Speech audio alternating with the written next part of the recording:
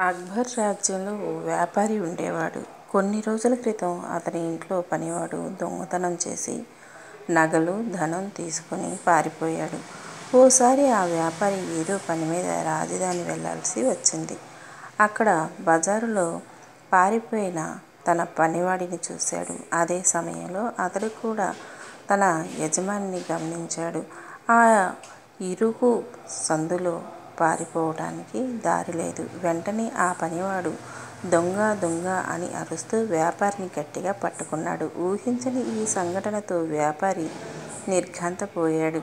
నేను దొంగతనం చేయటం ఏంటి? ఇతడే కొన్ని రోజుల క్రితం నా డబ్బు, నగలు దొంగిలించి వచ్చాడు అని ఎంత మొత్తుకున్నా ఎవ్వరూ వినలేదు. బజారులో కొందరు పెద్ద మనుషులు రాజభటులకు వ్యాపారిని అప్పగించారు. వారు అక్బర్ ముందు ప్రవేశపెట్టారు. ఈ సమస్యను పరిష్కరించమని చక్రవర్తి బీర్బల్ను ఆదేశించాడు. ఇద్దరూ ఎవరికి వారు నేను దొంగ కాదంటే నేను దొంగ కాదు అనే వ్యాపారిని అంటే నేనే వ్యాపారిని అని అన్నారు.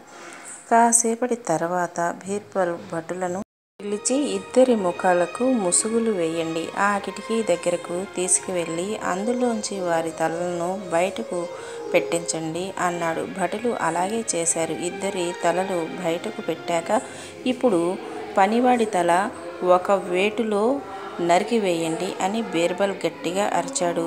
ఈ మాట వినగానే అసలైన పనివాడు కంగారుగా తన తలను లోపలకు లాగేసుకున్నాడు. బీర్బల్ తన చాకచక్యానికి సభ మొత్తం చప్పట్లతో మారుమోగింది. అసలైన దొంగను తెలివిగా పట్టుకున్నందుకు అక్బర్ బీర్బల్ను ఎంతో మెచ్చుకున్నాడు.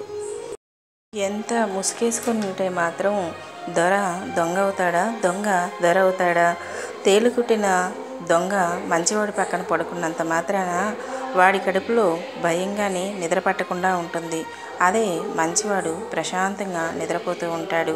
మంచివాడికి పనికిమాలిన పనులు చేసేవాళ్ళకి అదే తేడా.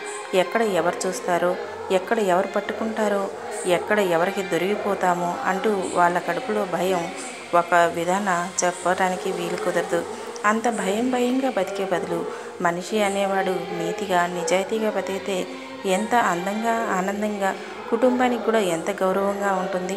కుటుంబం పరువు తీయటమే కాక నలుగురిలో తన పరువు తీసుకొని వీధిలో ఎవ్వరి దృష్టిలో కూడా విలువ లేకుండా చేసుకునే బతుకు మనిషికి అవసరమా? మనిషి మనిషిలాగా బతికితే ఎంత ముచ్చటగా ఉంటుంది చెప్పండి. మీకు కనుక ఈ కథ నచ్చినట్లయితే సబ్స్క్రైబ్ చేసుకోండి, లైక్ చేయండి, షేర్ చేయండి, కామెంట్ చేయండి. మనిషి చేతిలోనే మనిషి జీవితం ఉంది. ఎవరో వస్తారు ఏదో చేస్తారు కాదు. నిజానికి మన జీవితాన్ని మనమే ఒక పూలబాటలాగా చేసుకున్నా మన చేతిలోనే ఉంటుంది. లేదు ముళ్ళబాటలాగా మార్చుకున్నా మన చేతుల్లోనే ఉంటుంది. కావాలని ఎవరు బురదలోకి దిగరు కదా. అంటే చూస్తూ బురదలోకి దిగి ఎదుటి వాళ్ళే దించారు అని చెప్పేవాళ్ళు కూడా ఈ లోకంలో లేకపోలేదు. అందుకే ముందు జాగ్రత్తగా జనమందరూ కాస్త మనసెరిగి లోకజ్ఞానం ఎరిగి బతకటం నేర్చుకోవాలి.